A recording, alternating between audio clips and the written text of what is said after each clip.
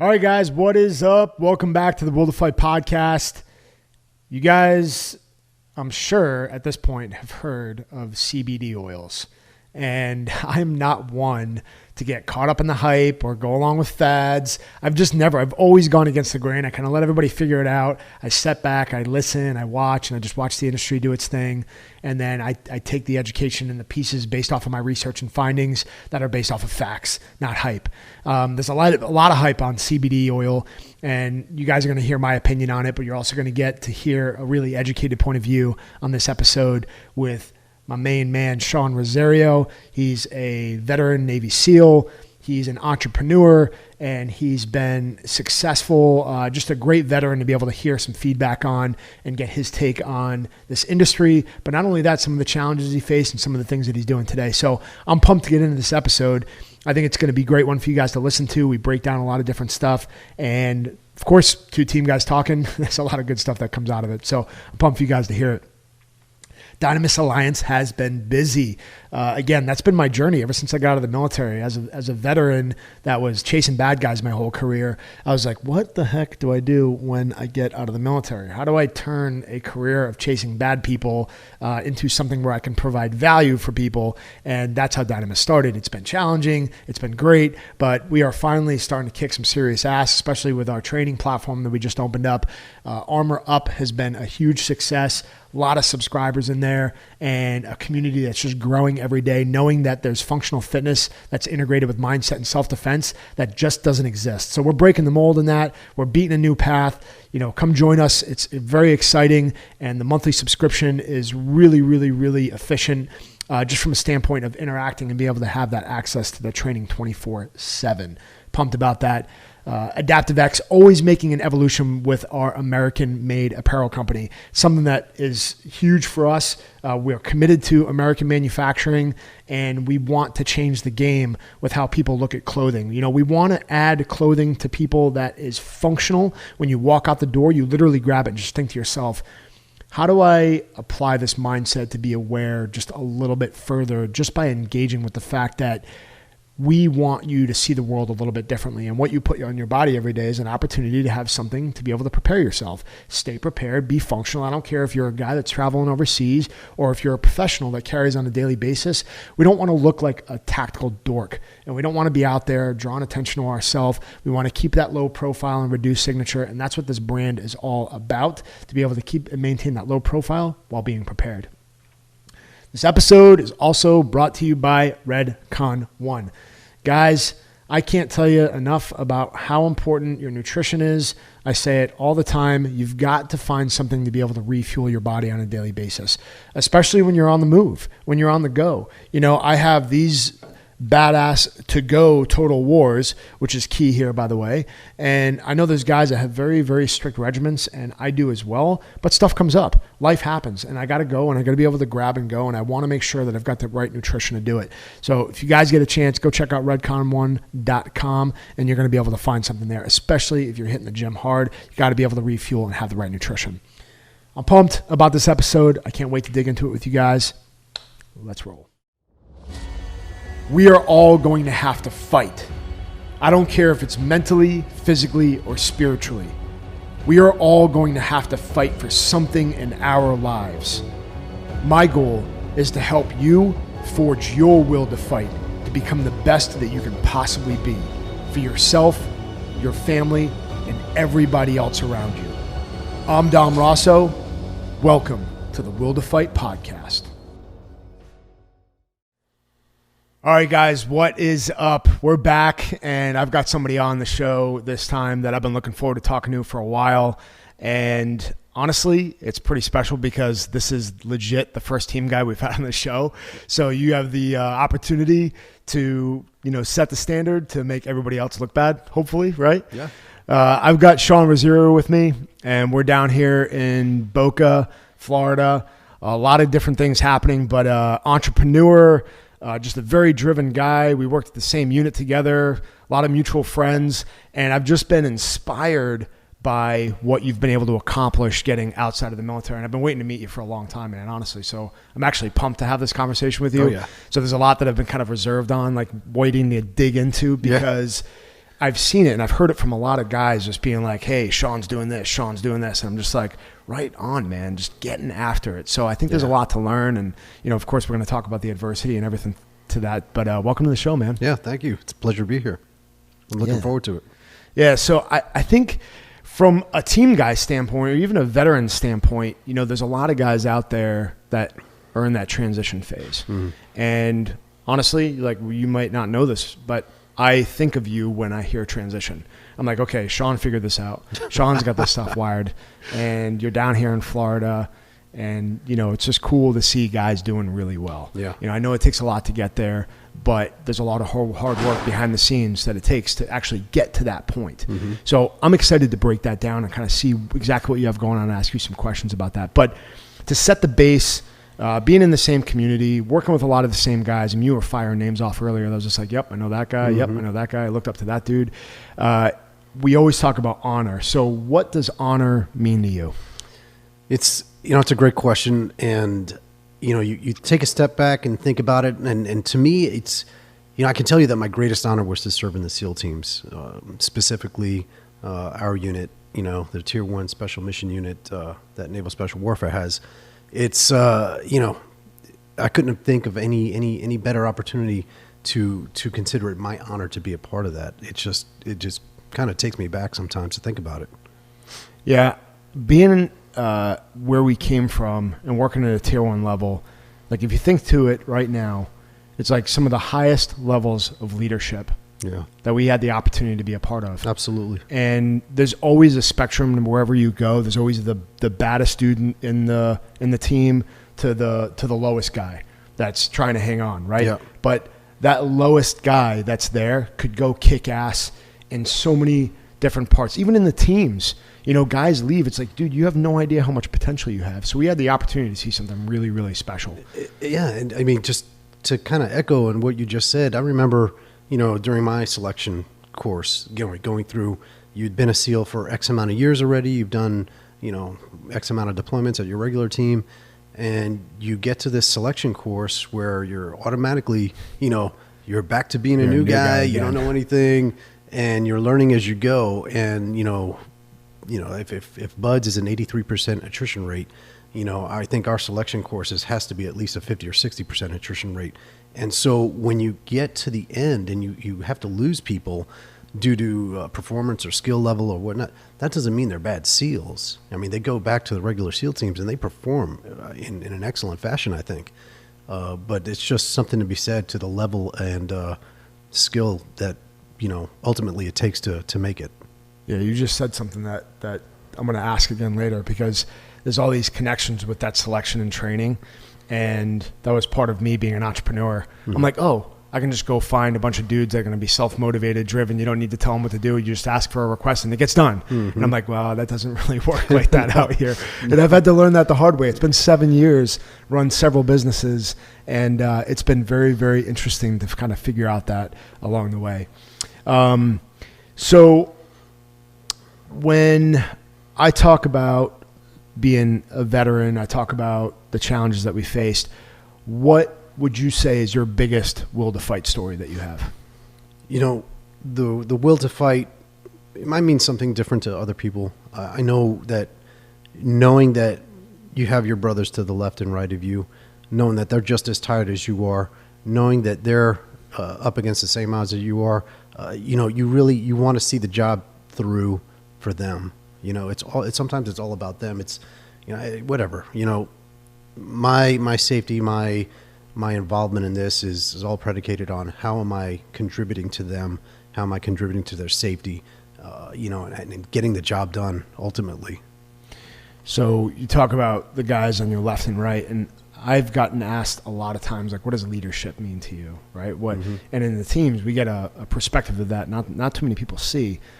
So leadership, from me, the biggest impacts that have happened to me in the teams were the guys literally on my left and my right. Mm-hmm. Like I had guys that were LPOs or chiefs or troop chiefs, but it was always the biggest impact where guys next to me were like, hey, what the F are you doing? Or let's go, or you're doing that right. That gave me the validation of, like, these are the guys that we're literally kicking down the door with. Like, I'm either on your ass or you're on my ass. It's one or the other. So we got to be lock and step. If there's any gray area, it's like we've got to hash that shit out before we open the door. Yeah. You know? Yeah. I mean, you know, for me, kind of one of the things that I guess would say, you know, was an eye opener, or you just get thrown into the spotlight kind of thing. You know, we were getting ready to do our first combat deployment to Afghanistan, and you know, we're out west, you know, Utah, Nevada, somewhere, and you know, we're doing a nighttime training evolution, open terrain, and you know, nighttime. Everybody's on night vision, and so we're shooting and moving, and you know, everybody, our team leader planned to be in one spot to be able to make the calls and communicate with the other team and the other element moving back and forth. Just, you know, just like anything, you know, didn't end up like that. And I found myself the new guy at that point to make the calls. And, you know, I looked around and I was like, you know what, fuck it. I'm going to do it because I'm the guy that has to do it. And it was kind of a unique position to be in, thrown into it right away. But you make it happen because you know it's the right thing to do. You got to get the job done and, you know, and prove that you deserve to be there. I think there's definitely something there, and there's an interesting balance of when you show up as a new guy, it's like, keep your fucking mouth shut, keep your eyes and your ears open. Absolutely. That's the total attitude when you go in there, and you're like, okay, I don't want to say anything that's going to put me further behind than I already am. Mm-hmm. So everything is just respect, listen, watch guys' actions, learn, ask questions about things you don't understand. So the balance of that, you were put in a position to be like, all right, there's a leadership moment. You're like, wait, I'm the only guy to make this call right now. I want to talk about that because I think even for people working a regular job, you know, I see guys coming into our company. I see guys going into other companies. I'm like, you just showed up. I'm like, where are you? Mentally, you're not prepared. You haven't been taught the right way to have the respect that you need in order to be successful here. Like, listen to what guys are telling you to do, be open-minded, but even if somebody was starting a job or going into the military or going into the teams, when's the right time to say something? You know, I guess there is no real right time. You know, you're going to know it. You're going to know it because you're going to feel a sense of urgency, you know, to always say something, voice your opinion, but you know, okay, I need to keep my mouth shut, you know, bring my pad, my paper, take notes, learn everything you can. But if, you know, first of all, if there's a safety issue, you want to say something, but you'll know it. I think you'll know it. It's, you know, there's nothing, like I said, there's nothing ever planned. If it feels right, then go ahead and say it, because somebody's probably going to look at you and say, all right, you know what? The new guy said something and it made sense. Yeah. You know? And I think that balance of, you know, when the door gets kicked down, it's like, I don't care if you're an LT or you're all the way down to the E3 or the E4 that just checked in. It's like, once the door's kicked in, if you see something, it needs to be talked about. And there's that communication, either barrier or breakdown from there to when you're the new guy again to say, when is the right opportunity to do it? When is the right opportunity to speak up? And I think this is such an important balance for people to understand, is like, be respectful, but also don't not say anything, especially you brought up the safety thing. A lot of times when we're firearm maneuvering, like one of the places that I would find myself is the dead space guy, you know, the end guy. Yep. And then you're the hinge man trying to figure out, you know, I got to have 45 back and equal space over. So when we're doing those firearm maneuvering and you're like, oh wait, I'm that guy, like I got to control this space. It's like, that's an opportunity where you're going to start talking, you're going to start communicating, and you're brand new, been there for 2 months. You're like, what the fuck? Oh yeah. All you want to do is shoot your gun. I just want to shoot my gun. But it's that time where you cannot. You have to put it on safe, take a step back, look left, look right, and go, okay, now I got to make some calls. Yep. So back from when you were younger and you grew up in New York, right? That's right. Yep. So, you know, obviously the attitude up there, I'm from New England, like, you know, it's very similar in that attitude. Yeah. Everybody's go, go, go. You got to get stuff done. I actually love that attitude because I always feel like things are moving in the right direction. But when you were younger, there's always a connection with team guys and goals and being driven. There's a lot of similarities there. What were some of the biggest goals that you had when you were younger that you can remember? You know, so growing up in New York, specifically Long Island, you know, it was a very heavily populated suburb of the city in New York. And I just, you know, always, you know, athletic, you know, played sports, played football.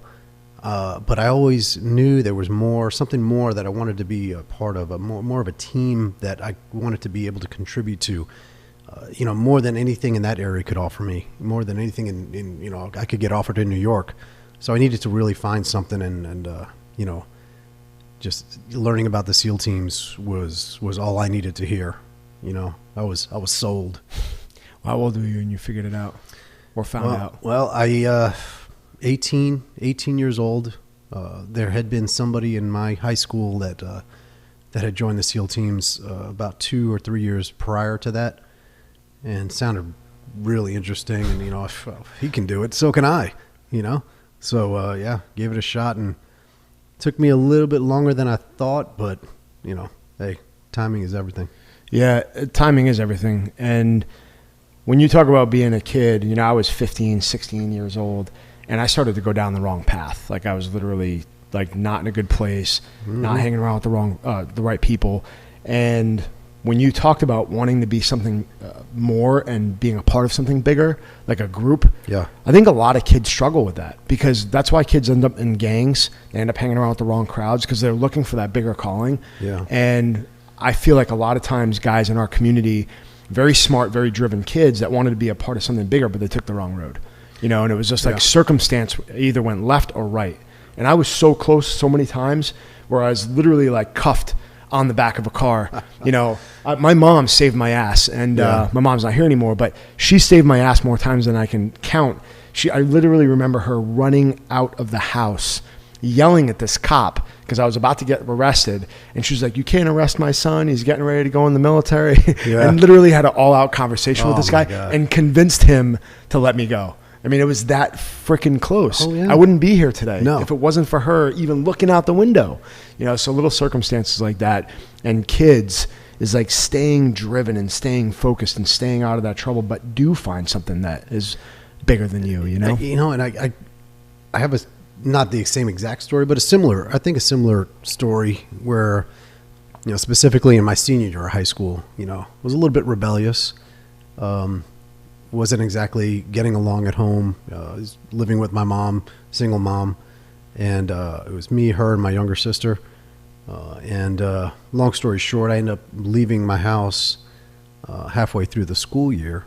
And I had some older friends that lived at the university about 20, 30 minutes from my house. And I finished the rest of my high school living on a college campus. Sometimes I would go to those classes. Sometimes I would go to high school. But I ended up graduating high school finally, and knew right then and there, I was like, you know what? I need to do something with my life. It needs to have purpose and mission, because if I stayed in New York, it just would have went bad. I think guys like us are programmed, to get into something pretty intensely. And when you're young, that can be dangerous because you don't really have the wisdom to understand, is this right or is this wrong? Right. Is this fulfilling what I'm really supposed to be doing? So thank God that we found something at that age that allowed us to take that path and look at where we are today. Yep. I mean, so many things could have changed to not end up here. Oh, and, I thank God every morning I wake up for giving me that path, because I would have. I would either end up dead, ended up killing somebody, or ended up in jail. I mean, It was literally that bad for me. So it was an interesting. I talk about faith all the time, and faith is a big deal to me. So talk a little bit about how faith is a part of your life and what you want to share about it and how it's helped you along your journey. Yeah, as far as I can remember, growing up in New York, Latin family, we'd spend the weekends, every weekend we'd go into the city where my grandparents lived, and that was always a big part of Sundays. My grandpa would take me and my sister to church, there in the Bronx, old school, Roman Catholic. And, it was just, always interesting to see the art and just the quality of craftsmanship that gets put into these structures. But, as far as I always knew, growing up and understanding, the teachings was always something that was, taught to me. Doesn't seem so popular anymore. But I think it's important to keep it as a cornerstone. 100%.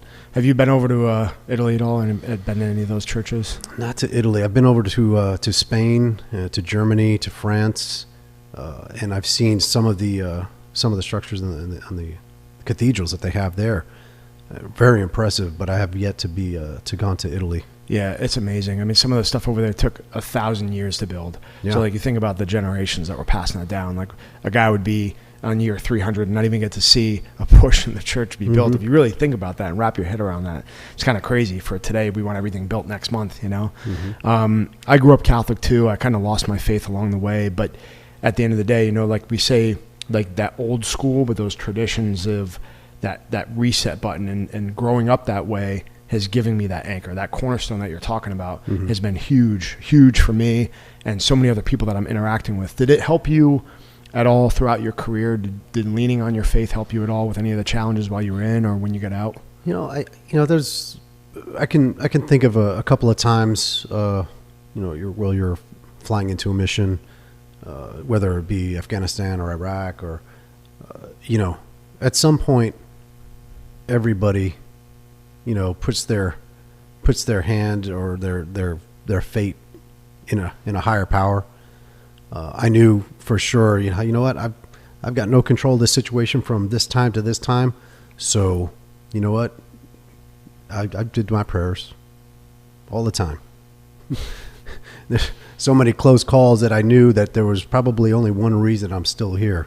And, who's to say it, man? He looks over all of us. Absolutely. Yeah. I mean, I can't tell you how many times I was like, I kind of drifted away from the faith a little bit, but I'll never forget, we were doing vehicle interdictions. We were doing stuff where, the chaplain would show up and he would do a prayer with us. And it was just so powerful to put these men together in a circle and be like, hey, listen, we might not come back from this. There's so many times I went out that I didn't plan on coming back, and just to think like, hey, if there's any opportunity, if there's anything I can be like, hey, God, look out for this crew here. Yeah. Guide us, protect us.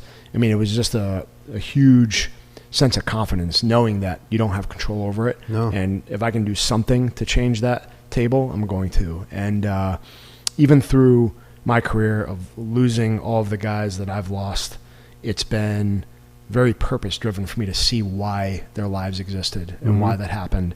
And, I always start with talking about honor and then kind of taking that and wrapping it up with how many men that I worked with were men of faith, how many men like Adam Brown were just absolutely the gold standard of what a warrior should be. And that's what they leaned on. That's what made them that strong in everything that they did, not just in faith, but through their actions as a team guy. So it's just cool. I always like to ask, and I know I saw it last night, so I was like, oh, this is definitely something I want to talk about. Yeah. I love talking about faith.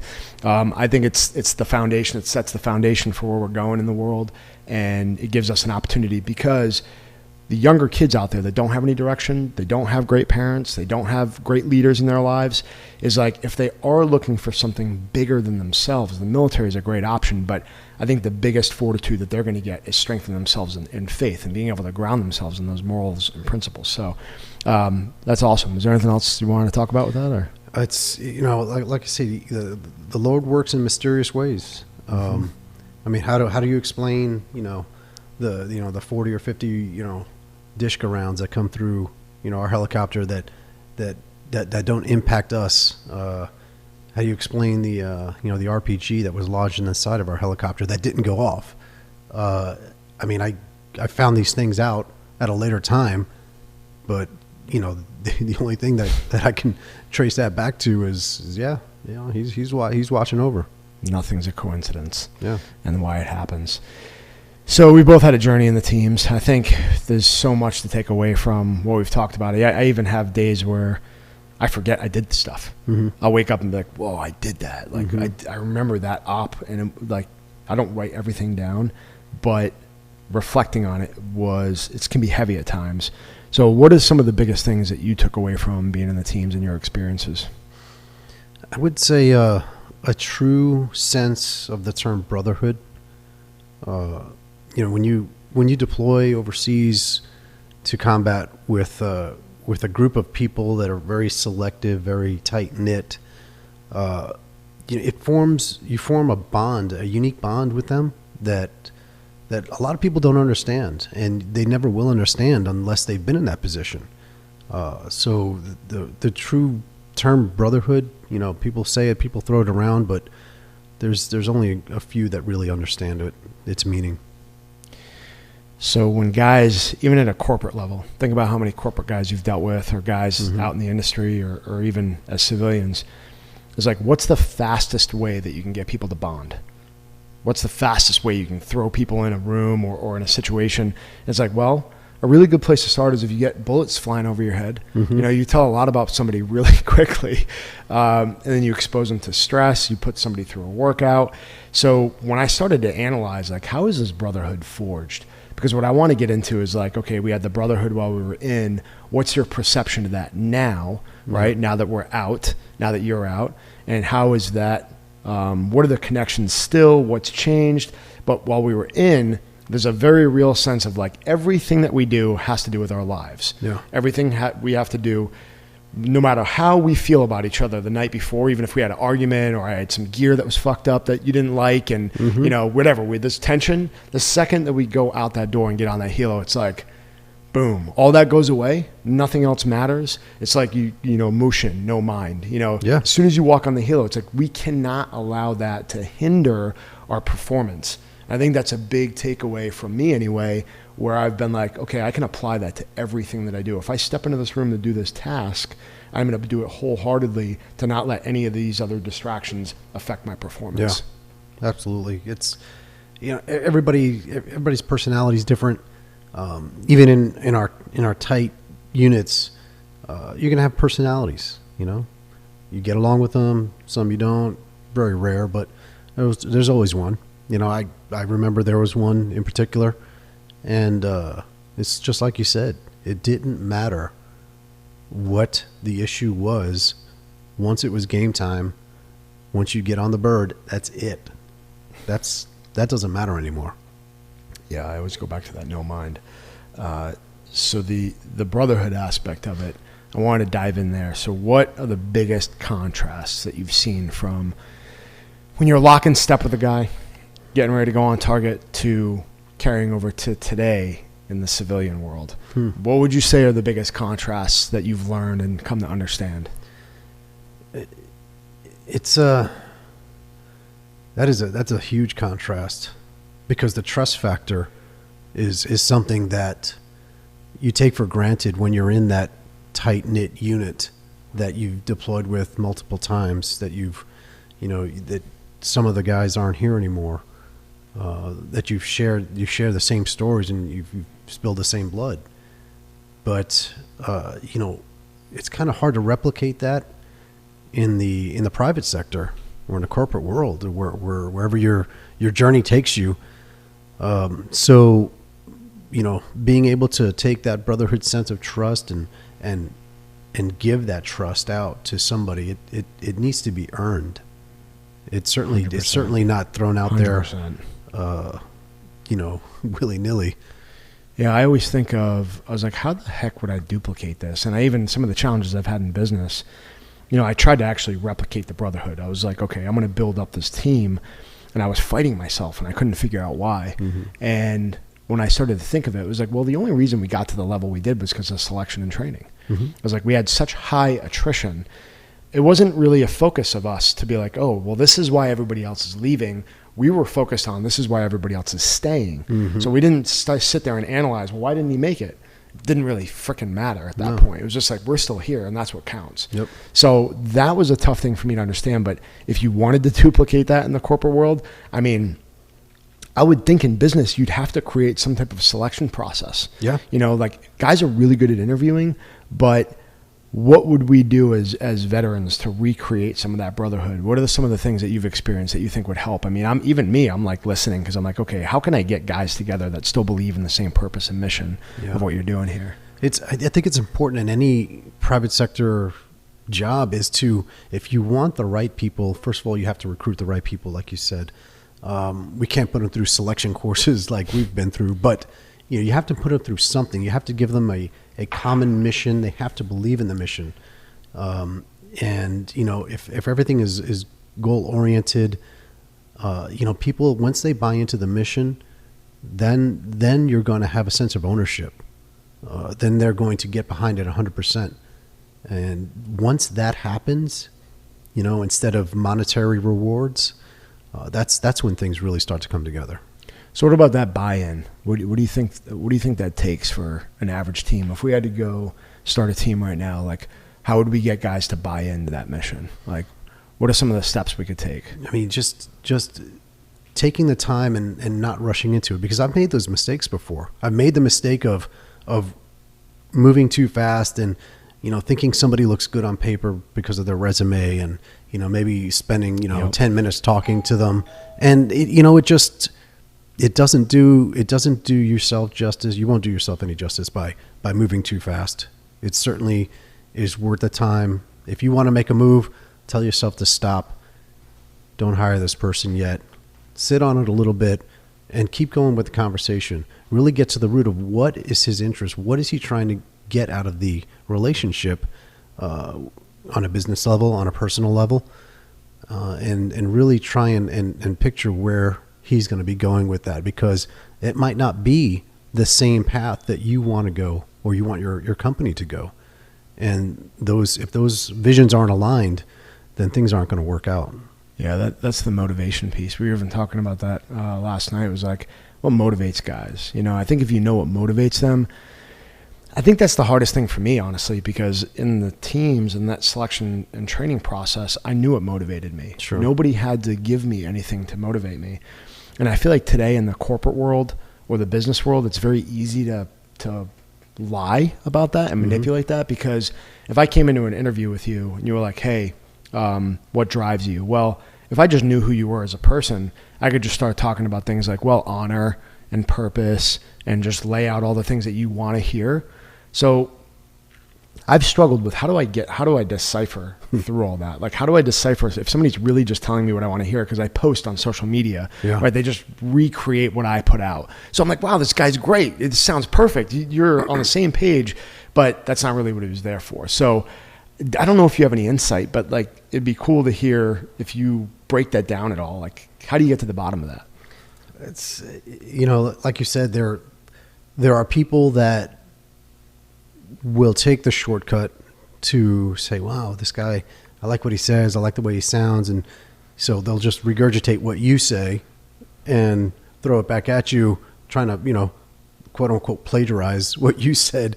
Oh, wow, it sounds good. We must have a lot in common if he's saying this kind of thing. And it's not genuine. It's not genuine. So I'm very much interested in finding the right people. I'll take my time and do my due diligence. It's definitely worth it. If they're seeking me out, that's one thing, but maybe it'll be different if I'm seeking them out and I locate them rather than them locating me. It might just, catch them off balance, and they're not expecting it. And then, naturally organic. Yeah. Organic. It's not going to be canned. Yeah. Yeah. I agree with that. That organic. And that's how things happen in our community too. Is like we end up with friends like Aaron or somebody else that was completely organic. Nobody forced us to be in the same room. It was just like, you know what, you're doing some cool stuff. Let's talk. I think that's the best way to go about it. But when you're looking for a guy that's like, hey, who's going to run my social media? Who's going to run my shipping and receiving? It's hard to kind of organically find that person. So you gotta kind of narrow it down. But I've learned a ton. And you've got how many companies now? Well, we're doing 3 active for-profit companies and 2 nonprofit foundations. It's awesome. Yeah. So you've got 5 that you're leading in. Yes. That's a lot. I feel like that's the same boat I'm in. Is I've got multiple businesses, which I feel like at times it can be a little sporadic. And I got that mentality of like, well, if you chase 2 rabbits, you're going to catch none. But at the same time, because we're so locked on what we're doing, it was kind of the same way we worked at the unit we were at, right? Where I put a little bit of energy behind something, or I create a design, and they'll get to a point where like, okay, well, we're gonna anodize that now, and you're gonna get it back in 2 weeks. Right. I'm like, well, I got 2 weeks then. I can do a bunch of stuff for 2 weeks. So you end up adding that stuff to your plate. But how do you think you manage, running multiple businesses? What's the best thing that you've taken away with diversifying like that? time management. Time management is, for me, is key. Knowing when to give your input, not being a micromanager was something that, I learned how to do, because there was a time I wanted to be involved in every aspect. And I quickly learned that that's not healthy, not for the company, not for the employees, not for you. So, kind of just, like pulled from lessons from our common, past unit. Listen, this is the job description.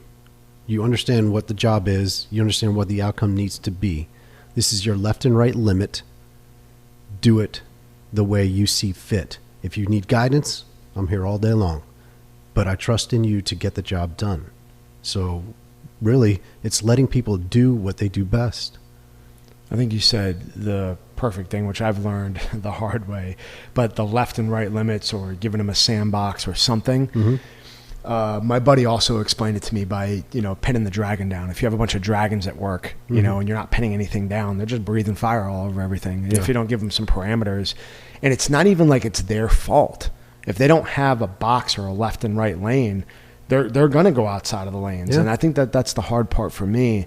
The second I got out of the military, I was like, go, go, go, go, go. Oh, and I'm going to start a business. So I had employees that I was like, I'm out, doing video work. I'm out teaching courses. So my guys are back home like, I guess we're just going to figure this out. And when they don't have a left and a right, it's where that confusion starts to come in. And it starts to really take place where they're not aligned with your vision. And then I get frustrated because I'm like, wait a minute, this isn't what I asked for. Mm-hmm. But at the same time, did I set them up for success or not? And that's something that I've personally learned. So you just validated that again for me to say, you got to give them the left and right lanes. Yeah. And it's not anything bad about them. It's not anything other than the fact that you don't want to have to micromanage. You want to let people will figure it out. But if they don't have any parameters or any guidance, then they're pretty much setting up for failure. You're setting them up for failure, For sure. Absolutely. But I think that's good stuff, man. And when I think of this community, and I think of us getting out, there's a lot of guys I watch, and it's very fascinating. Mm-hmm. And honestly, it's like complete cold turkey. It was for me. When I got out, it was like, hey, I'm in it. I could go to war right now. And then, okay, I'm leaving. Bye, guys. See you later. And it's this very odd transition that guys even go through today. Well, they'll call you up and they'll have like a year left. Like, hey, I'm thinking about getting out. But nobody knows. I'm just telling you. Oh, yeah. And it's like you don't want to tell everybody too early because guys are deathly afraid of what everybody's going to think about them. So when guys decide to transition outside of the military, they know how big of a deal it is. I think guys all have a mini freak out. I freaked out. I was like, what the heck am I going to do? I'm like, I know how to hunt, guys. I know how to do this. But what do you think about the community now outside of the military? Like, what are some base things that you have come to learn about guys in their transition period? And can you give them any advice about, what they're getting ready to do? Yeah. Going back to the transition part, the cold turkey part, it's an interesting transition.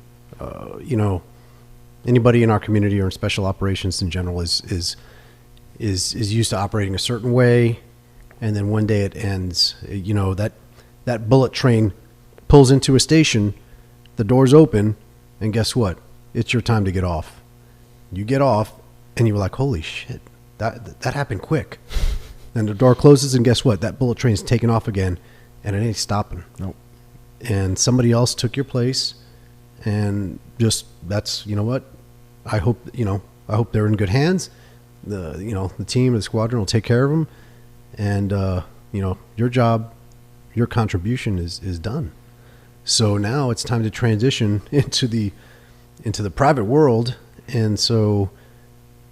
I think nowadays, I think it's a great opportunity for anybody in special operations, specifically, to continue to shine, just as they did back at their units. Just to show the private sector, anybody that's really hungry for quality people, show them what the word special means in special operations. There's a reason why you were selected for that unit. 100%. whatever branch you were in. Speaking specifically in our situation, I mean, there's so much you can offer, so many qualities that you pull from, that leadership role, whether you were a junior leader or a senior leader, doesn't matter. Yeah. I always think back to guys ask me about buds all the time. And I'm like, well, if you want to be good and prepared to go to buds, you have to be prepared for the unknown. Mm-hmm. So how do you do that? Well, you got to be able to adapt. Yeah. If you're not willing to adapt, if you're not willing to constantly open the door of unknown and just put yourself in an uncomfortable situation after uncomfortable situation, you're not setting yourself up for success. So that's one thing that we learned through that adaptability is like, if I go to process all the information that I learned and the skills, surreptitious entry, being a sniper, combatives, research and development, man, the list goes on and on and on. I mean, jumping out of planes and diving, and you get all these things thrown at you. Well, the bottom line is that you just have to adapt, and you have to be really, really good at whatever they throw at you. Right. So as soon as you start lacking on any one of those skills, it's like, wait a second. Like everybody's attention's drawn to you. You know that feeling, right? Mm-hmm. Like whether it's a shooting test or something, and you're like, oh, crap, I'm that guy right now. I scored lower than everybody else or lower. And you have that sense of urgency of like, I've got to make it up. I've got to get it back somewhere. So I'm not going to sleep tonight. I'm going to prep. I'm going to clean my guns. I'm going to get stuff squared away. In sniper school, me and my shooting partner, in the beginning, and this is a really interesting story I don't think I've ever shared before, but this is a prime example of this, is that we were doing the shooting test and wind calling, and it's a very tense thing with guys that you're like, I have to trust you with everything that you're seeing. I have no idea what you're looking at, right? So when I shoot and I don't hit, I'm like, are you calling the wind right? Oh, yeah. And through that process, you're building trust with one another. Oh, totally. And there was a lot of guys in the beginning that you can call your own wind on your scope. Right. So you can fudge it and you'll get close. But what's happening is that you're giving the guy that's actually trying to call wind a false confidence. Mm-hmm. So when the crunch time comes, he's not going to be able to perform. So me and my buddy Josh, we were at the lowest part of the list as far as our scores. And it sucked to be there. Like I'm even feeling that right now. I was like, oh my God, what are we doing wrong? So we stayed after more than anybody else in the classroom, broke it down. We were arguing, putting stuff on the board, friggin' outside throwing grass in the air, like trying to measure mileage. Yeah. I mean, we got crazy. And it got to the point where it started to click with us. We're like, oh, well, that's what you've been doing wrong. Mm-hmm. But we hashed it out in a really, really tough way. And then we started to kind of catch back up and catch back up and catch back up. And then we started to build the trust with one another. And he would say 3.5 left. I'd be like, I know it's not 3.5 left. I know it's 2.5. And I would go, okay, I'm going to hold 3.5 because I'm going to show you, boom, miss. Right? And he's like, oh, okay. Well, I'm like, dude, 2.5. He's like, okay, well, try 2.5. Let me see if I can tweak it. Bing, bing, bing, right? And the register starts chinging away. And what happened was that we took so long to go backwards to get ahead. We got top shooting pair. Wow. And he got honor man. Wow. So we went all the way from being last on the list to getting top shooting pair. So it was just that evolution of building that trust with that guy, which I think was such a huge element of what you're doing and putting yourself through those unknowns. But don't take shortcuts. Don't try to skip steps, because that was fundamentally one of the biggest lessons that I learned. Oh, huge. It's crazy that you bring up that specific scenario, because during my sniper class on the unknown distance test, the same thing happened. My shooting buddy's name was Jeff. You know him. His initials are JC. Yep. And so he's spotting for me, and it's a beautiful fall morning out in Indiana, and we're on the line, and I'm up there shooting. Your boxer ammo, and that's all you get, just that box. You don't get any extra rounds. And so it's out the last target. I believe the range on the target was, I don't know, it was probably like 890 or something. There was some at like 950. This one happened to be at like 890. And, he's calling, the hold. I'm like, okay. Take my first shot, and I missed. And I look at my box. I've got one more round left. And then the the instructor that was sitting, the lane grab, the guy who was sitting behind us grading, he kind of chimed in. He was like, "Hey, do you want me to call win for you?" I looked back at him and I said no, because I had to trust in JC, in my spotter. And I go, "What do you got, dude?" And he made the call. Sweating.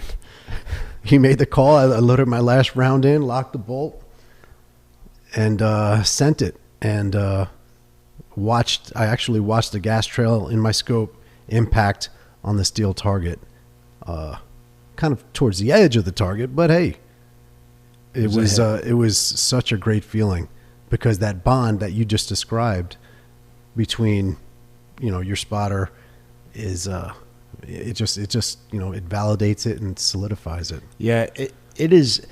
Like, I'm even getting chills thinking about that relationship and that bond, because it goes to another layer. You're not only trying to trust each other right here, but you're dealing with dynamics way outside of your comfort bubble, like 1,000 yards away. Yeah. And I'm like, I got to trust you, what you're seeing out there, in order to put this round there. And, from us to go from the bottom of the list to there, guys were literally giving us like the crooked head walking out there. Like, you guys are that fucked up? You guys got to sit here and work all night? But we lost sleep over that stuff. But we put the work in, and it showed itself. Yeah. And I think that there's lessons learned there too. Like, you got to let people mess up a little bit too. Sure. Because if they don't see the real-time feedback of their input, they'll never know they're wrong. If you just keep going like, "Oh, okay, yeah, it's fine. I'll recorrect." And we saw pairs that did that through the course, and they were fudging it. And I knew, guys, I would hear it, and I knew, just because you hear you guys make the call, and the shooter would make the shot, and then they would end up failing horribly at the end, because when they needed the spotter, like, there was opportunities where you couldn't see what you were shooting at, or close to. So it was like they had to trust the wind caller, which ended up screwing them later. But I think it's a really valuable lesson. I've never actually shared that before, so it was cool to kind of reflect on that a little bit. But that's the type of bond and the trust that you're building with guys. Totally. That's just totally different dynamic. And it goes back to the thing in the beginning was, if you want to build that bond with somebody, you have got to expose yourself to environments that are uncomfortable. You've got to expose your environments that are unknown and allow yourself to adapt to those situations. Yeah. So that's the biggest thing, is that when we're talking about special operations guys getting out of the military, is like, they have such a gift to adapt to the unknown. Like, that's their superpower. In my opinion, like, that's the superpower of any guy that can walk in here right now, sit down and say, "I was special operations." I'm like, "Got it. I know that I can throw something at you, and you are going to go through a level of problem solving, drive, and not quitting that nobody else will." Right. And it's kind of like, I'm going to give you the task, I'm going to walk out of the room, and there will be progress done. I mean, if you went to any, in an undergraduate university, and you go now, one of the topics that they pull from corporate America or the private sector, whatever term you want to use, is that what are you seeing, or what are you not seeing from your college graduates that you hire? And those three things were problem solving, critical thinking, and public speaking. Those are three things that excel in special operations. So that talent that you have is just going to be transferred over into the private sector from the military. 100%. Yeah. Yeah. Public speaking, that was one I wasn't very good at when I got out. I had to work on that one. That was tough. But, now guys are given briefs more, and they know that. Guys are walking in the room, talking to generals and being like, "All right, I got to perform. I'm an E5, and I got to give this guy a solid brief," So it's definitely a skill that's kind of going along the way. Throughout your career in the military and even now, what would you say your biggest driver for success has been? Probably learning from the mistakes that I made. Because if anybody tells you they've never made a mistake, they're a flat out liar. How else will you learn if you don't make the mistake? So, and I made plenty of them. But I think, learning from the mistakes and understanding, reaching back into my upbringing, in the military is this is a no-fail mission. So how do we get it done? How do we find a way to get it done? Okay, I failed at this, I failed at that. Okay, I can't go that way. I've got to find another way. go around it. Kind of reflect on what you said before. It's the ability to adapt. It's not the strong that survive. It's the most willing to adapt and the most capable of adapting. Adapt or die. Yeah.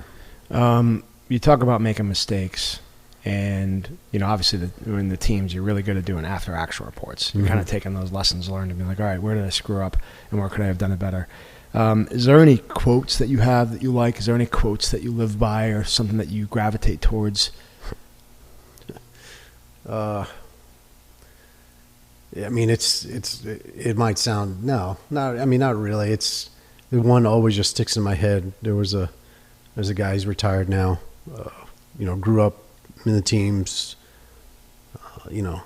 regular, sled dog to team leader to troop chief to command master chief, squadron, overall unit command master chief.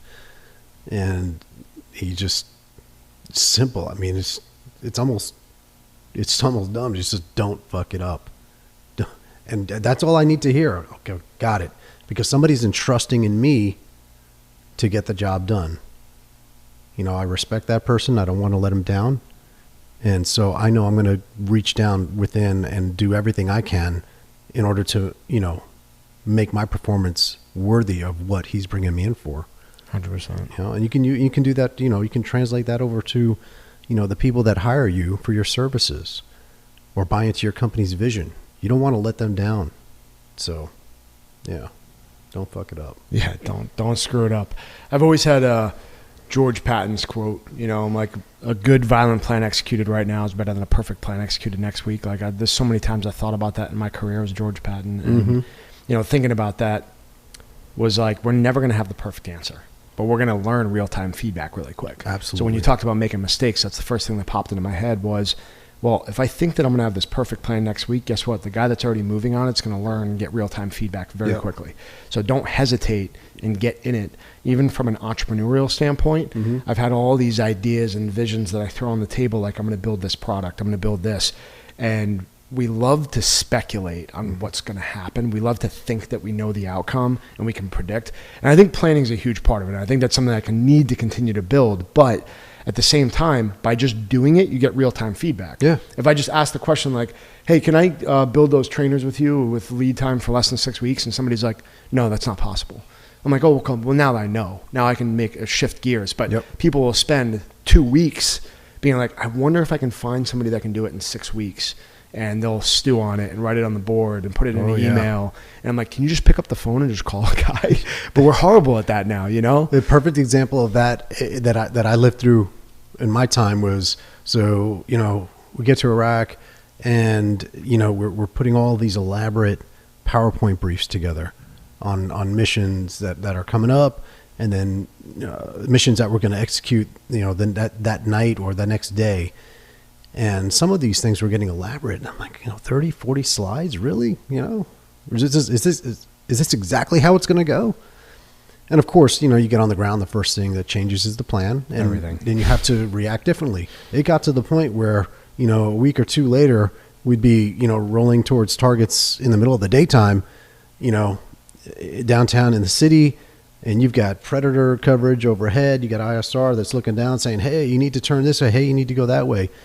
And, everybody's on the comms and I just said, you know what, just let me know when we stop, what side of the street the target's on. I'll figure it out. Yeah. It's amazing when you start the deployment and it's like that. And by the end, you're like, okay, here's the GRG. Alpha's going here. Bravo's going here.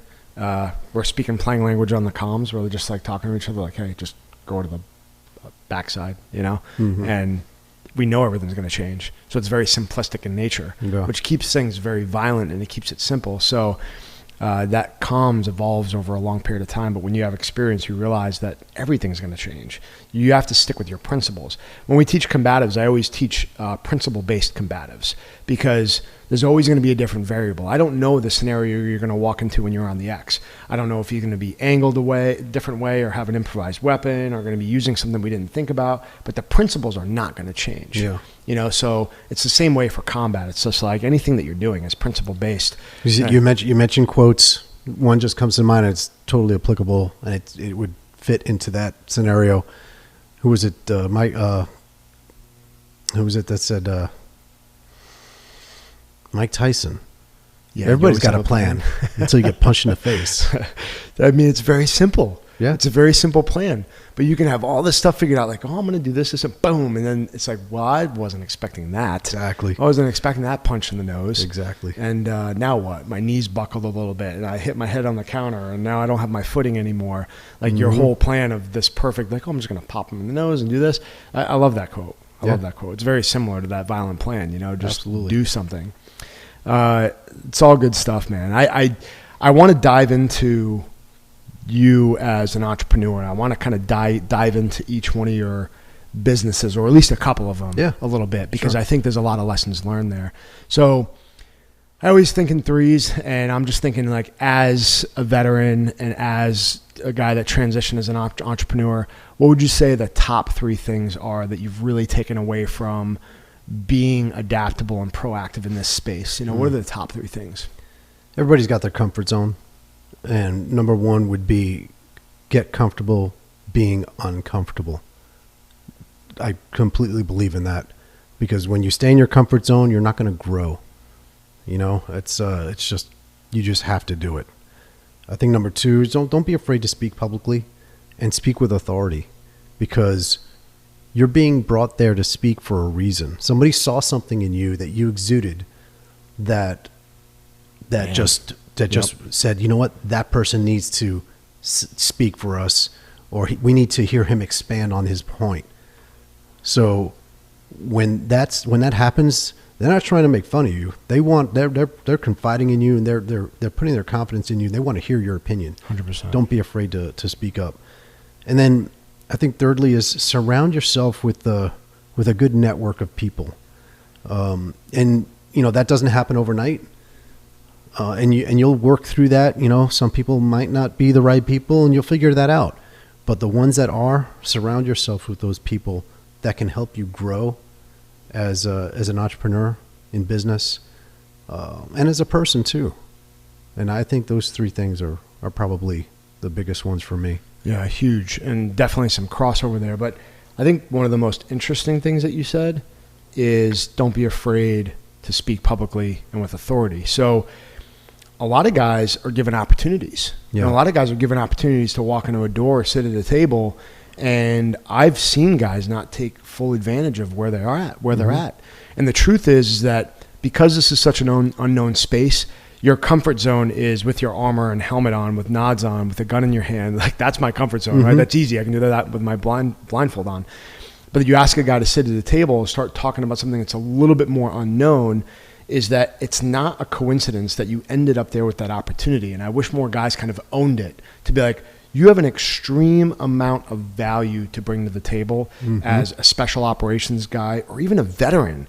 You have an extreme amount of value that you're bringing to the table that people don't have. You have a perspective that is valuable to people.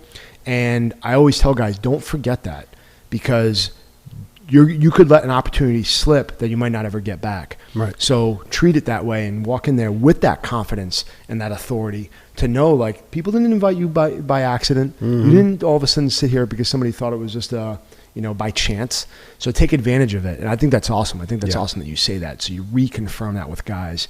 And if they're used to adapting, being exposed to those environments, they're just going to get a level of fortitude, strength, and drive that they're not going to get in the civilian sector all the time. Completely agree. So a couple of things I wanted to talk about, and this is, part of that transition phase, is I barely made it out of high school. And I went in 17 years old. Yeah. And my education was like whatever, double doctorate in, hunting people. I don't know what you want to call it, but, it's this experience, operating night after night after night. I have no idea. I had no idea how to run a business. Yeah. And when I got out and I started to do it, I was like, okay, I have common sense. I'm just going to try to do the right thing and do it as fast as I can. I have a lot of drive and motivation. There's no way I'm going to freaking quit. So I got this, you know, and I've taken a lot of lumps and learned a lot along the way. But how do you feel about business education, schooling? What's your opinion on that, and how it relates to where you're at now and where you could have been earlier on? Much like you, is towards the end of high school, things were a little teetery, And, I made it out okay, graduated, joined the Navy, left New York. And I didn't go to college right away, so that was the right move for me. I wasn't ready for college. Yeah, I know I wasn't. So, growing up, in a sense, in the military, moving into special operations, that was a great education in itself. It taught you a lot. Fast forwarding to now I'm a civilian. I did finish my undergrad college degree in business, but I noticed that a lot of the general course curriculums and subjects revolved around things that I already knew, things that I learned in the military. I mean, that I took for granted. I was just like, man, this is kind of easy. Talking about accounting classes is another thing. That still makes my head throb. My nemesis. Yeah, but I took executive education courses up in New York at Columbia University. It was a great experience. One in management, one in finance, and then of course finished my undergrad work. And now that I have that degree, is that going to help me in business? Well, I don't know. I mean, as an entrepreneur, I don't necessarily think so, because it's not a piece of paper that people are buying into. They're buying into you. Yep. You're buying into your experience, your knowledge, your vision, your mission, and what you can help create and what they can help you create. So what about the education piece? So, we talked a little bit about it, but that business side of things of kind of like P&Ls and all that, I had no idea what that was. I'm still barely figuring out what a P&L is. I'm like 6 years into business and I'm like, what? P&L, margins? Yeah. So did you find that stuff helpful? Yes. I kind of knew what my strengths were, what my weaknesses were. And at the time it certainly was the finance part of it.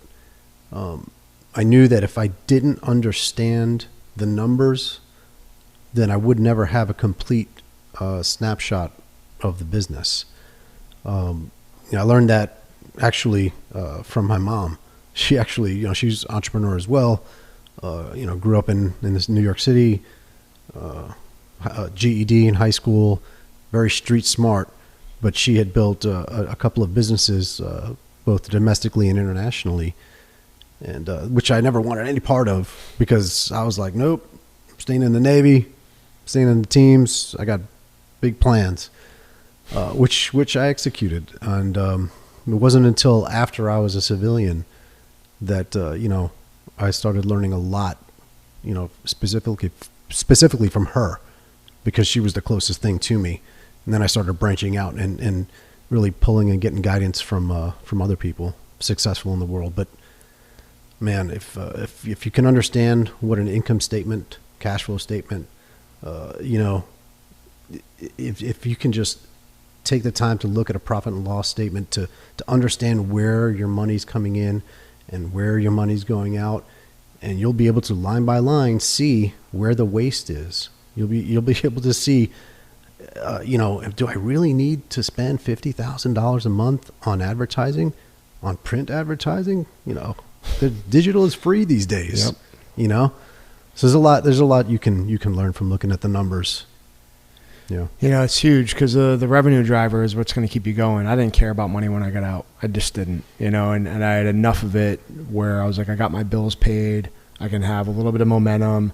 And unfortunately, I didn't care. And I wish I did earlier on, because it all mattered. I was spending more than I had coming in. Yeah. And that caught up to me. Like I said, it was that wave that came and hit me in the back of the head. And hindsight, like, I just recommend, like, one of my buddies, Scott Nays, he's down in Florida. We run a veterans fishing trip that we're going to do this year. Great guy, extremely smart when it comes to this stuff and business. And he looked at me one day, he's like, you have to know where every dollar is in your business. And I never took that type of accountability, right?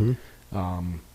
That ownership into every dollar, because to me, the value wasn't in the money. The value was in the duty and the purpose and what I was accomplishing, the impact I was making on people's lives. Like, people DM me and I'm like, I love that. I love people being like, you change and transform my whole mindset in life. and made me be a better father. I'm like, win, done. That's worth to me more than money in the bank.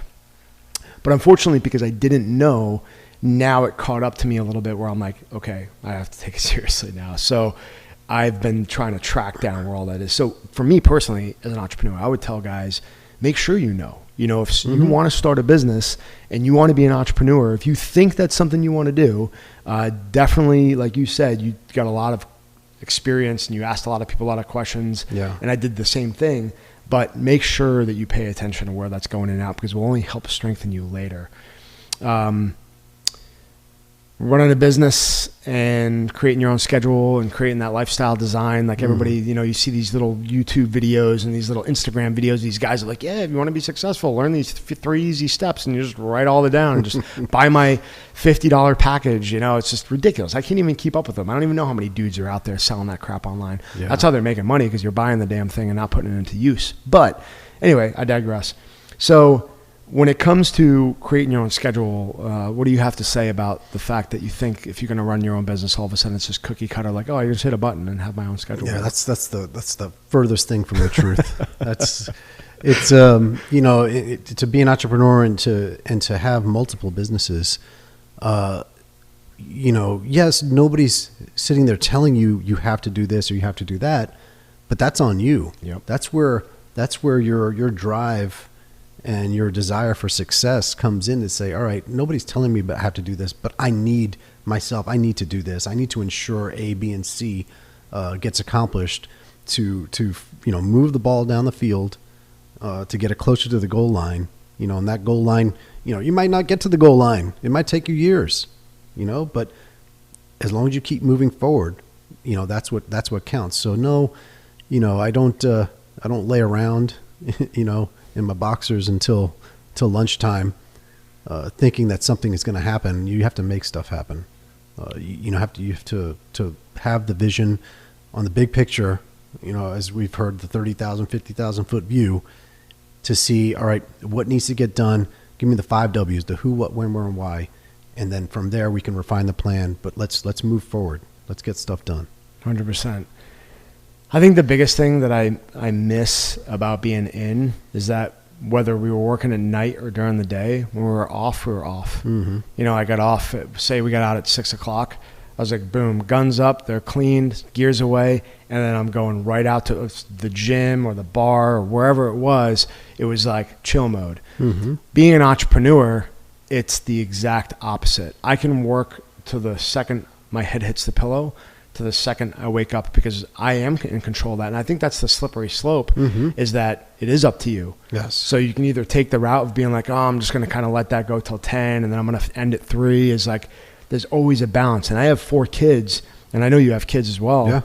And where do you put the effort in for them? And then where do you spend the time with them? And now nobody's managing that but you. Yep. So you confirmed again, time management is so key. Yeah. And understanding that balance, I think, is probably the most difficult thing for me, is that I can grind. So from an entrepreneurial standpoint, if you're thinking about starting a business or you're going down that road, you're hearing it again. It's hard work, and it is up to you. So whether you're successful or not, it's going to be the level of energy that you put into it. And I know that you've put a ton of energy into it. Yeah. And that's why I've been so intrigued to talk to you about it. Now I want to get to the meat of like what you're actively working on right now, because it's all intriguing. It's all awesome. I want people to know about it, because I think you have some amazing programs going on and a lot of momentum. You can talk about anyone in any specific order, but I do want people to understand what you're up to. And then I have a couple of questions within each of those, because I want guys I want to know personally, but I also want vets to know personally, or anybody just even in the industry to kind of know what you have going on and see this journey of, I know you haven't been laying around in your boxers, because you wouldn't be talking about these things if you were. I'll leave the biggest one for last, but so I'll start with the nonprofits. We're building a law enforcement training center in South Florida, in St. Lucie County, actually, where it's going to allow federal, state, and local police or law enforcement to train at no cost where their department's budgets fall short. That's huge. So in advanced training scenarios for advanced pistol, rifle scenarios, or whether it's flat range, we're going to have a simunition city built out where they can actually not just pull up to their simulated school now to train for an active shooter scenario in a school. You might have to move through a commercial or a residential area to get to your objective. So now they'll be able to train in that area, learn what it's like to move through a neighborhood before you have to get to your school. You never know what's going to happen. So that's one that's going through the approval process right now with the That's with the awesome, county. man. That's awesome. Honestly, it's like I know so many guys in law enforcement and in that industry, and they want the training. Sure. They need the training. They just don't have the money. It's just limited, Yeah. and they don't have the funding to do it. So I think that's huge. Offering that to those guys. I know there's some guys that just appreciate that so much because they want to take that next step, and we're seeing what's happening. Yep. We're seeing what's happening in the industry. Is like guys are not prepared. No offense to anybody. It's just the state of our culture is like we need more training. We need more awareness into these situations that can unfold.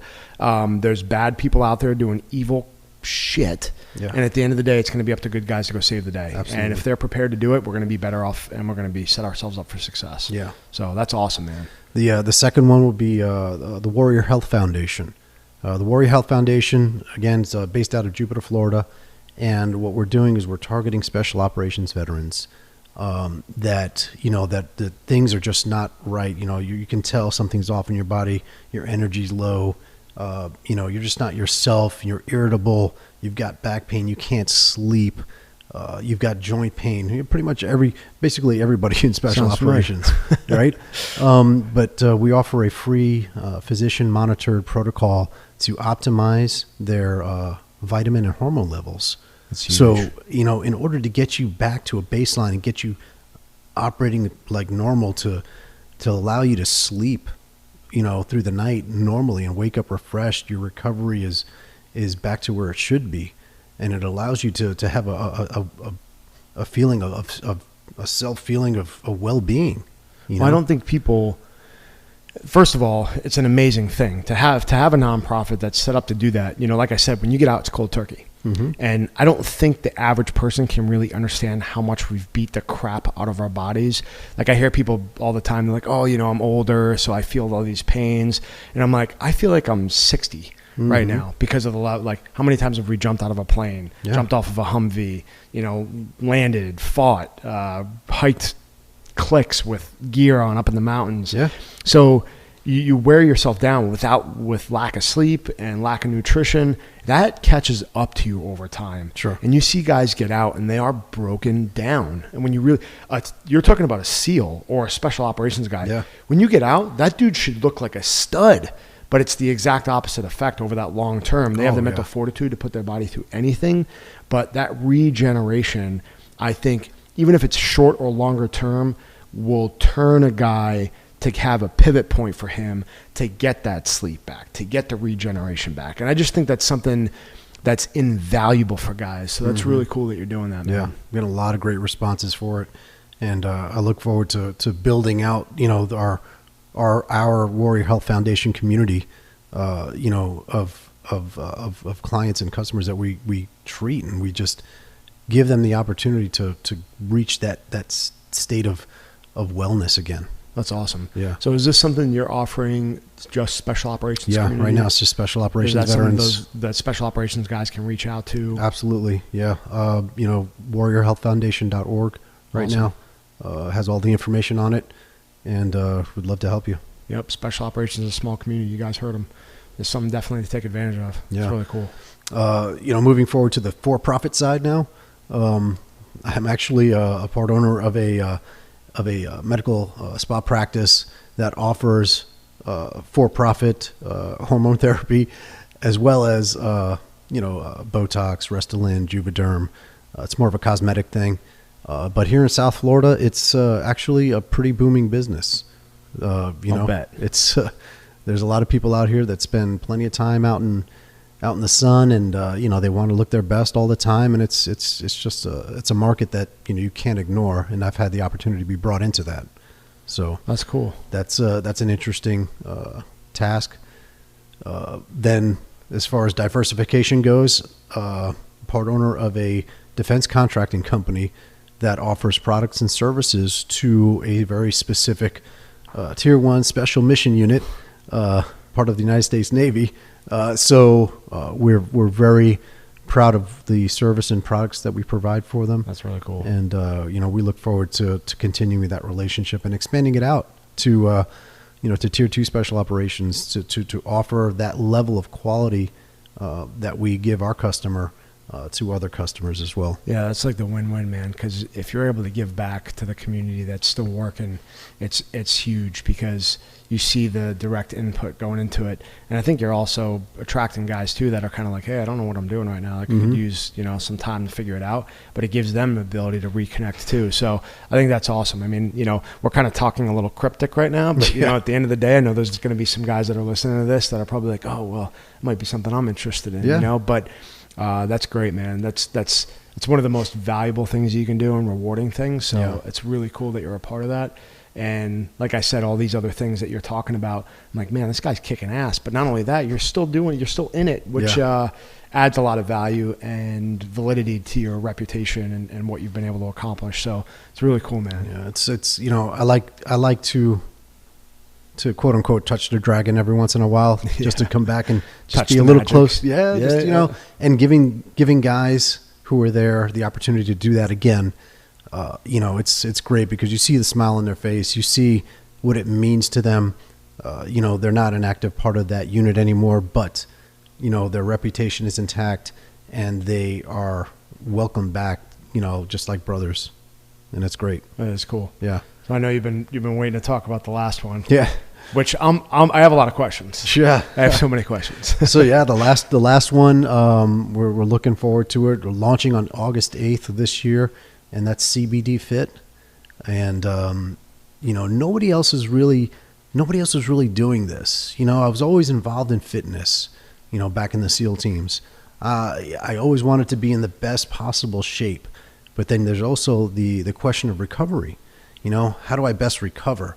We always do the protein shake and this and that and rub some Asper cream or something on your legs and, to anything you can recover. Anything helps. Sure. But, then I started learning about, the benefits of CBD, and how it can really help you and aid in your recovery.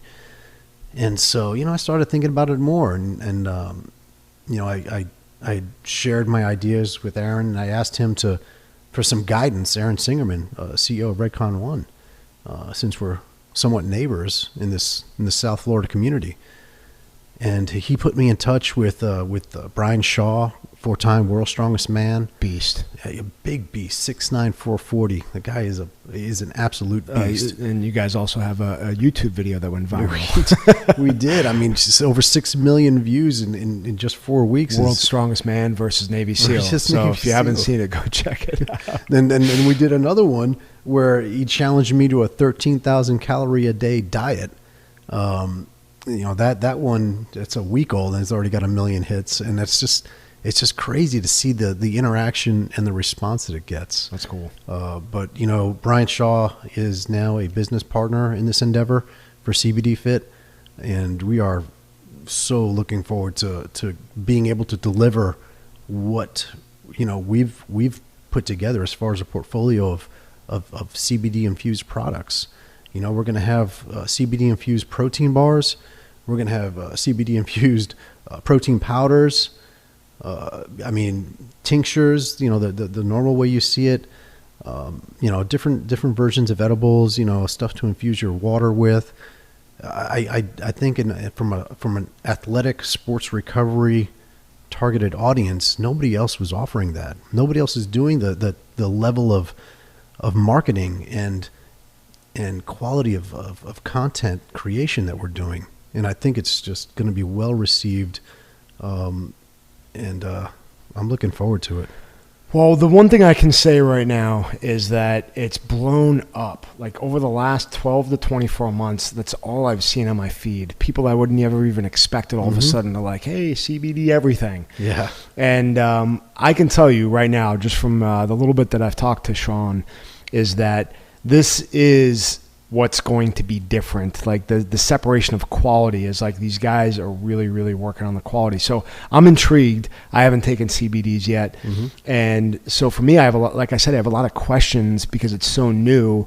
is you see everybody kind of diving into this. It's almost like everybody's excited to like talk about smoking weed. It's almost like the same level of that, you know, but it's CBD and it's legal and it has all these benefits. So what are some of the primary things, or let's talk about the misconceptions first, because for me, it was almost weird to see it come out. Oh, you say CBD and all of a sudden you're going to smoke marijuana? Yeah, it was strange for me at first. Like, what is this CBD crap everybody's doing? Yeah, so you have hemp and then you have cannabis. You know, the instant thought is like, oh my goodness, you know, I'm gonna be smoking cannabis. No, that's not it. You know, if you take it at its rawest form, you have the CBD isolate in a powder form, you know, which, you know, should be in a 99.7% THC free form in order to be used. You know, the FDA is going through their roles as far as how to work that in. Then you have broad spectrum oil that also can be THC free, and then you have the full spectrum oils that have the THC content in there. And so as far as, you know, legalities go, you know, none of what we're going to be doing in CBD Fit will have any THC in it. That's not what we're targeting. We're targeting the THC free CBD qualities in the oil. So I think it's going to be well received again. You know, on top of that, you know, you'll have mints, you'll have chewing gum that'll be infused with CBD. I want to try some of the chewing gum. I mean, and it all tastes good. You know, that's the thing is, how do we make this attractive to the athletic, you know, fit conscious community in order to aid in their recovery, whether you're, you know, the world's strongest man or you're, you know, an athlete performing at the top level, or, you know, you're an endurance runner. It doesn't matter, you know, or you're a CrossFitter. It doesn't matter. Anybody can use this to aid in their recovery. And I think people are going to be surprised as they start to begin to see, you know, on our Instagram, how we're pushing out little by little, you know, some little hints here and there. But pretty soon it's going to be full blown. So what can a guy like me expect from being like, all right, I've never done this before. I didn't venture out into CBD. It's super popular.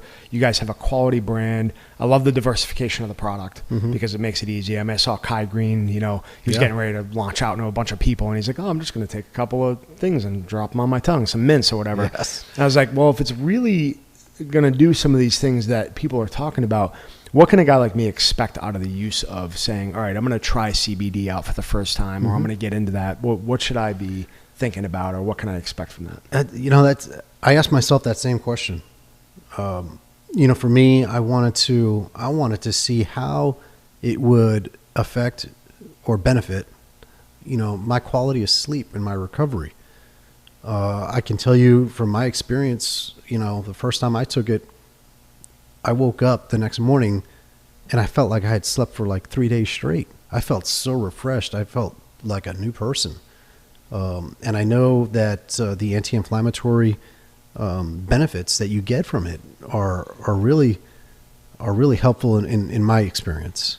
And, you know, there's obviously claims that you can't make medically, you know, because it hasn't been ruled on yet. So, you know, because it's so new, and it's so new, and you know, the second you make, you know, a medical claim, you know, it's going to probably be taken out of context, and you never know what's going to happen. But I can just speak from my personal experience by taking experimenting with it for the last couple of months that I feel a difference. I saw somebody post a video, and I can't off the top of my head remember who it was, but it was a kid having a seizure, and even said like, look, this is a tough video to watch, and it's just like, to have to put that out there. It was an emotional video because you're like, you feel bad for this kid, but he used CBD oil, and within about 10 seconds the kid started to kind of stabilize a little bit. Yeah. So that was pretty amazing to watch, you know. And you know, a lot of people are just pushing that capability of doing amazing things. It seems like it's like this wonder drug, you know, that everybody's taken to fix all these issues. So it's like I said, to me, it's intriguing. I haven't tried it yet. You talk about sleep, I'm all about that. Yeah. I'm like, oh yeah. I'm like, if it's going to give me better sleep, or do anything to help with migraines or anything, I mean, I'm definitely willing to go down that road. So I'm excited for what you guys are doing. I mean, think about this. The human body has its own cannabinoid system. And it's almost Which I didn't like, even know what that was, by the way. I thought somebody made it up when I first started researching it, a couple of years ago. And it's so true. It's almost like, well, kind of like this stuff was put on the earth for us to ingest anyway. So if our body has these receptors that are specifically targeting, cannabinoid 1 and 2, then why not find a way to get it into the hands of people in a way that they want it? And I think that's exactly what CBD Fit is going to be offering. That's really cool. Yeah. I like the name too, because it kind of has an association with like, look, this isn't just to be the end all be all, but like really targeting guys that are like looking for that recovery. We talk about Redcon 1, like I want things that are going to help me recover. I want things that are going to help my performance. If CBD has any chance or opportunity to be able to help me recover, sleep better, I'm definitely willing to try it. So I'm excited, man. I'm excited for your new venture. August 8th, you said? August 8th is the launch. We have an Instagram at CBD Fit and our website, cbd-fit.com.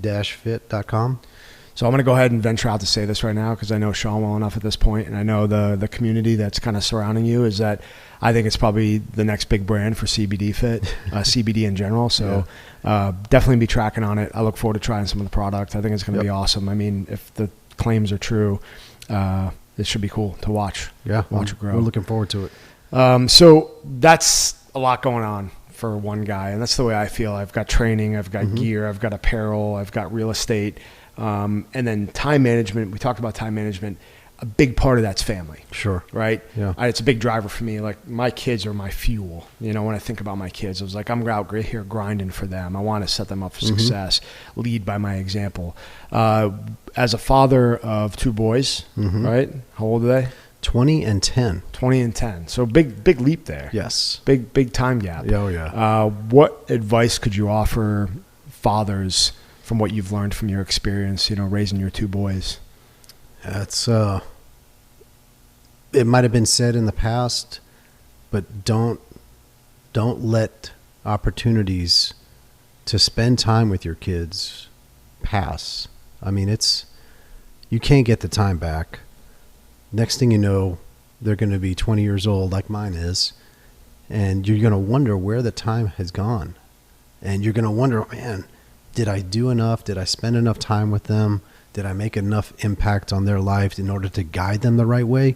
Whether it's a girl or a boy, but, specifically for me, I have 2 boys, and I want to ensure that they grow up, and I've provided them enough guidance that as they grow into men, that they can make the right decisions based on the lessons that I've taught them, so it's important for me. You talk about time management. Talked about time management. That's the other part of it, making sure that there's some time for the family, because, that's, if you don't have a strong base in the family at home, it's going to affect you professionally. 100%. I mean, what you just said, I can't hear enough. Like, don't miss an opportunity. So when that opportunity presents itself, I mean, I feel pretty squared away as a father, but at the same time, to me, it's also never enough, because if I start getting complacent, then I'm not improving. Aaron and I talked about it. It was like, it's progress. We always want to see progress. So it's whether it's a father or a husband. And when you just said, don't miss an opportunity, I started to reflect, my past couple of weeks. And then what I got coming up is like, when I see it, you got to take it. Yeah. Don't hesitate. Yeah. Spend time with your kids. Because I'll be the first to admit, I have missed opportunities. And I kick myself for missing those opportunities. What was my decision-making process that led to me missing an opportunity with the kids? Was it worth it? Can I say yes or no?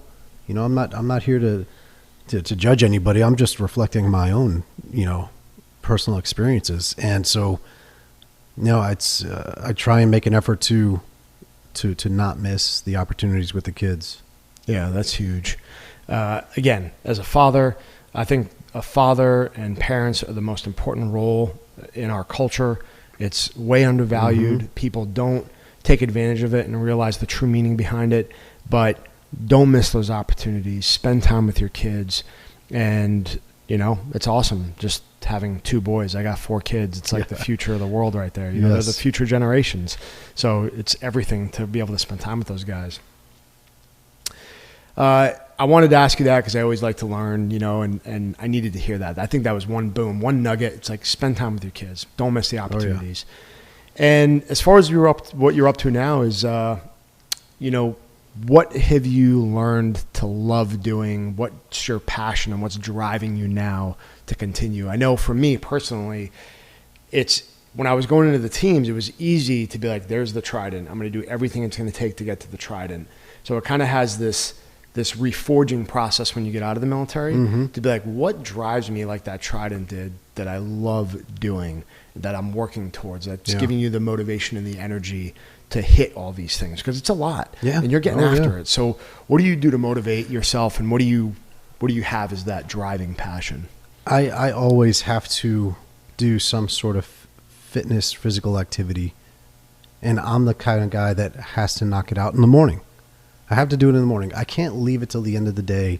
I'm not an afternoon gym guy because it eventually will get put off. So if I don't start my day challenging my body physically, then for me, the rest of my day is going to be lost. So I started out like that. I base it like that. And, there's always, the time that you get done with that. And for me, it's, making sure I got fuel put in my body, spending a little bit of time, with the family before I have to go out to an office or to a meeting, or if I'm traveling to do, interviews or video content. So it's challenging, but if it's all financially driven, some people get satisfaction out of that, but I know that if I can create, joint opportunities with like-minded people that are going to be driving towards the same end goal, the same mission, we're all doing it together. At that point, I know the financial reward is going to come. So, being able to create an environment where, you're financially safe and secure, but you're able to spend time with your family and still do the things that you like, well, that sounds like something I'd love to do. Win, win, win. Yeah. That's what we're all striving for. It's exactly the formula that you just put out is like the perfect formula for me. Spending quality time with the family, doing what I love, and being able to have that balance between the two. Time is our most valuable resource. So when you think about like how we're allocating our time, you can't get it back. You can't get it back. So when I'm doing something, I want to make sure that it's actually something that I love. Now, don't get me wrong. As an entrepreneur, I've had to deal with a bunch of crap that I don't want to do, and that's kind of part of it. But I think the progress of constantly reforging that to do more of what I love. And I just heard a term. I don't know if you ever heard of this. You ever heard of the ESAD term? Eliminate, simplify, automate, delegate. That hit me pretty hard the other day. I was like, that's pretty freaking cool. Because when you start your day, you're kind of like, what can I eliminate that's not getting me towards my goals, that I don't need, that's a distraction, and I don't love, right? It's pretty easy to do. And we could all do something, whether it's less time on social media or whatever the case is. Then simplifying what we have going on. Simplify it to the point where it's more efficient, it has processes, and then automating. In a world today where there's so much software and technology, we can automate so much of what we do to help us be successful. And the very last part is the delegate, which is the part that I have the hardest time with. Because I don't want to give up what I'm like. I know making that blade is not something that I can delegate because not everybody knows how I need to make that blade. So the niche that I'm in, I find it very challenging. But the delegation portion, I mean, I'm sure you have to do it with it too. I look at it this way: somebody delegated stuff to me, and they trusted me to do it. 100%. So all you have to do is find that person that you trust to delegate something else to. I think we started this with trust, and I think we're ending it with trust because building that trust, whether it's in a relationship or whether it's a workplace, it's just the most important thing you can do. And I do that with everything from my kids to, being on the field shooting downrange with my shooting buddy. Is like, you've got to build that trust. Everything comes back to trust. I think if you build trust you can build loyalty, you can build character, you can build reliability. So that's my biggest takeaway from today, was just talking about everything that you're doing and building that trust and opportunity. So I appreciate it, Sean. Yeah. Thanks a lot for coming on, man. It's Is there anything pleasure. else you want to say to the guys?